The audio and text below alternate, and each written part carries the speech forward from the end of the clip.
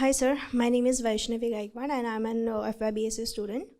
I would like to ask, when sometimes I do some things and my parents don't like it, of course they will scold me. So sometimes the matter goes too far and they hurt me. Like, and then I don't talk back to them. I've never done that till yet, so I feel like if I talk back now, it will hurt them. So what should I do? Like, if I talk back and if I don't talk back, it's like bottling up my feelings. You must talk back, but not from an emotional center. Right? You must be 18, 20, 22 something, an adult now. You have all the rights to engage anybody in a conversation. But engaging in a conversation is not the same as reacting emotionally. The chances are that because they hurt you, so you will react. No, don't do that. It's very difficult to say which of these is worse. The two options that we usually exercise are: one, we suppress our feelings, we block our expression. That's the option very frequently chosen, and that's also the one you seem to be choosing. And following this particular option, there is the other one in which there is an explosion due to continued suppression. When you suppress your feelings and your instincts for too long, one day they will explode. And when that explosion comes, you know how the sight of an explosion looks.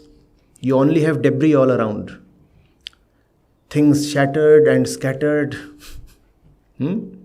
Sometimes not all the scattered things are visible to the eyes. They are all within the mind. And there is so much toot-foot. What has happened?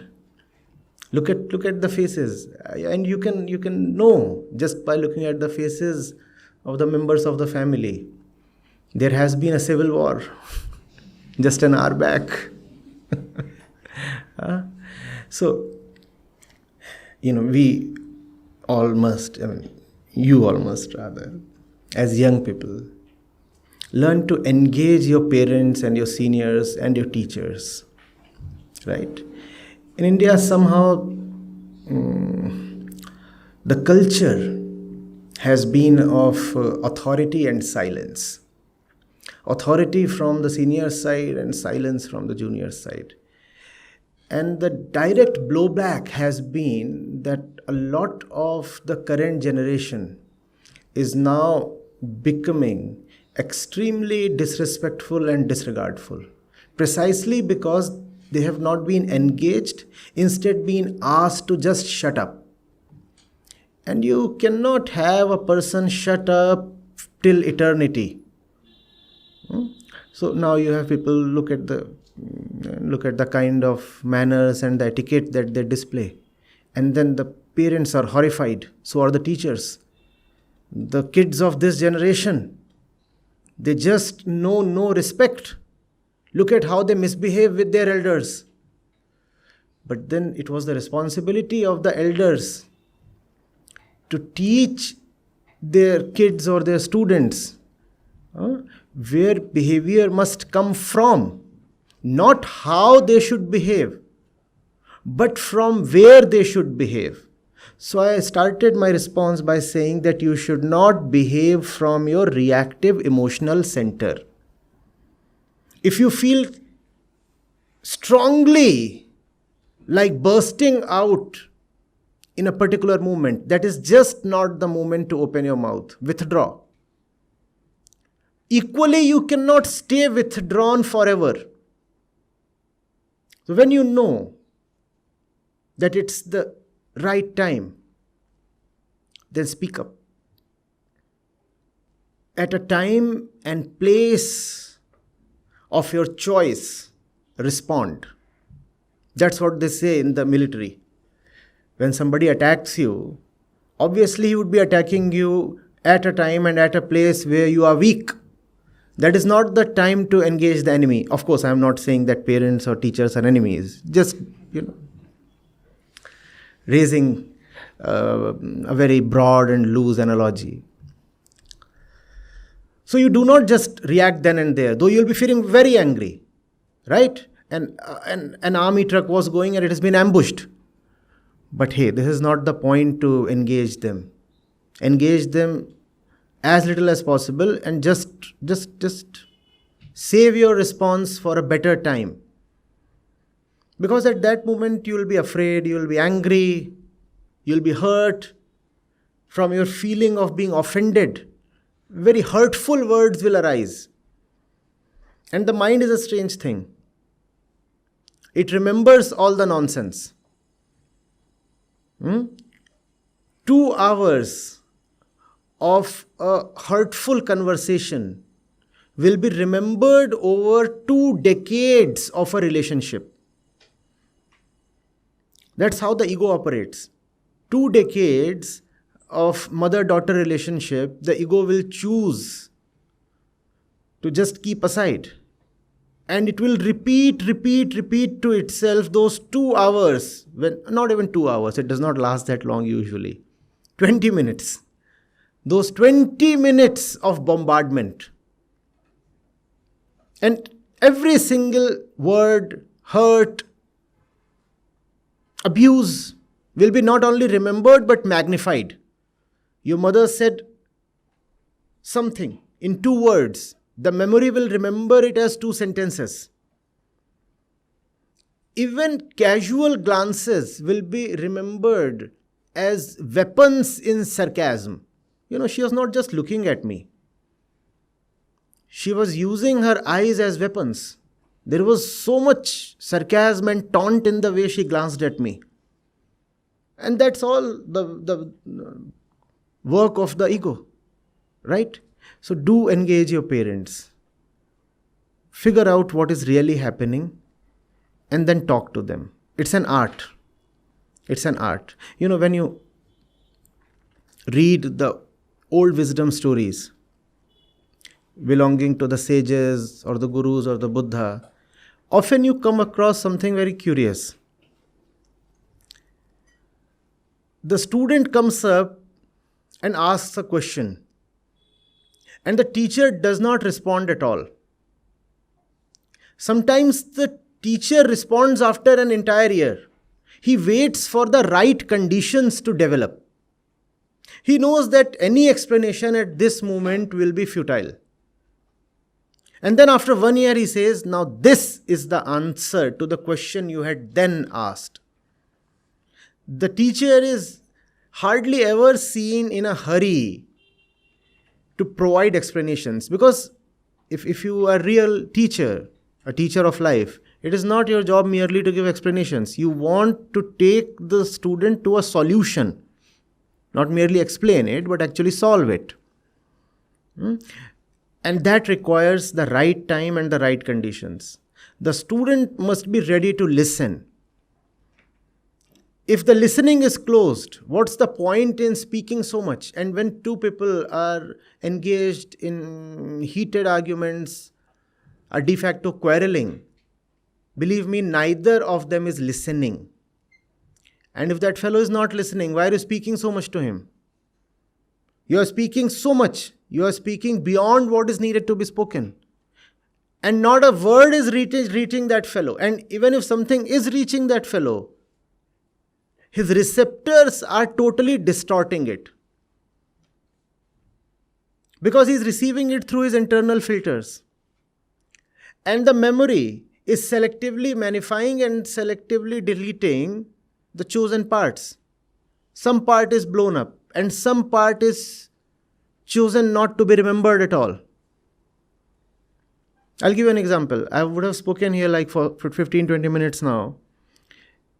If all of us are asked to pull out a sheet of paper and write down what I have just spoken, just the salient points, let's say, sum up what has been said in 10 points each, everyone, you'll find quite a lot of divergence.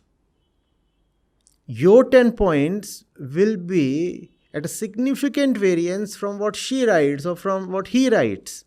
How is it possible? The speaker is one. He has not said 10 different things to 10 different people. And yet we have heard the speaker differently, all of us. There would be obviously some overlap, but also a lot of variance. That's how we are.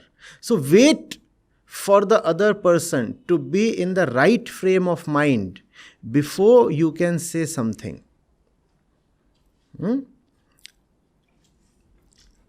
These two things, if you can get rid of, and that applies to everybody, not just to you as a person. I'm not. It's a general answer. Reactiveness and emotionality, and I'm stressing more on that, seeing that I'm speaking to a girl, to a woman. The way Prakriti, physical nature, has made the two genders, and then later on the way we are conditioned by the society and the education and the various influences, girls turn out to be more emotional and more reactive. And that's a serious handicap they face in life.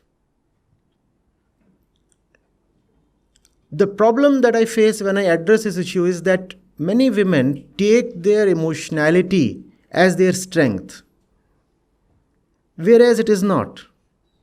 It is something very untamed that arises from the body, the physicality, the chemicals, the hormones, and one ought to understand it and stay at a safe distance from it. I'm not saying you must suppress your emotions. I'm saying you must understand your emotions. And to understand your emotions, there has to be a certain detachment. You must be able to see where your thoughts, your emotions, and your reactions are coming from.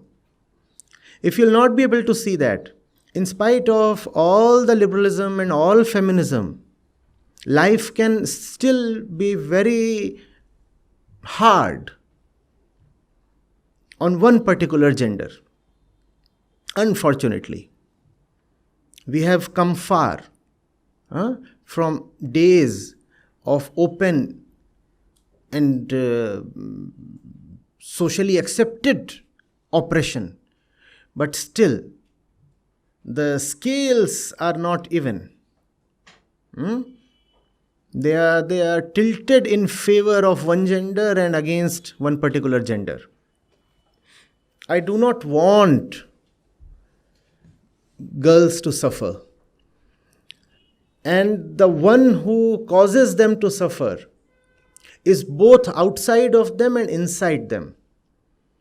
Outside of them are the blind forces of patriarchy and body identification and materialism and all that.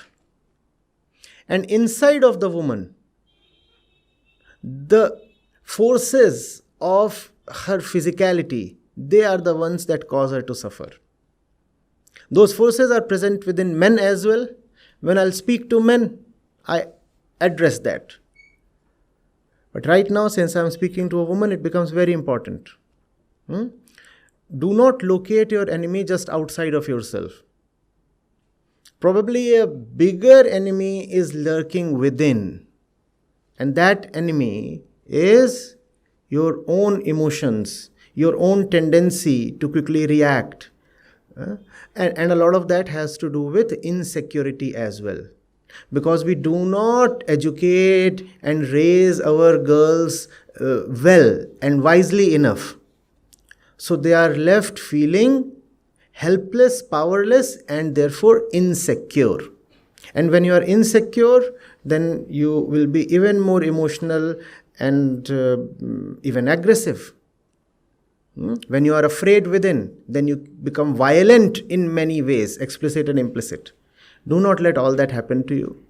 Life is too valuable to be wasted away in periods of emotional trauma and neurosis, and fragmented mind. Something is saying this is right, one part is saying I love my parents, one part is saying no, they offend me, I have to do something about it. One part is saying family is important, the other one says career is important, and all that is quite a lot of torture to handle. Do not let that happen. That's the reason why wisdom literature is essential and more important for women than for men. Because they are the ones who stand to lose more, who are more often than not the targets of aggression. Therefore, they are the ones who must have more centered minds. Make sure you do not get lost in the material and consumerist forces, and that you pay adequate attention to setting your mind right. Sort it out and keep it centered.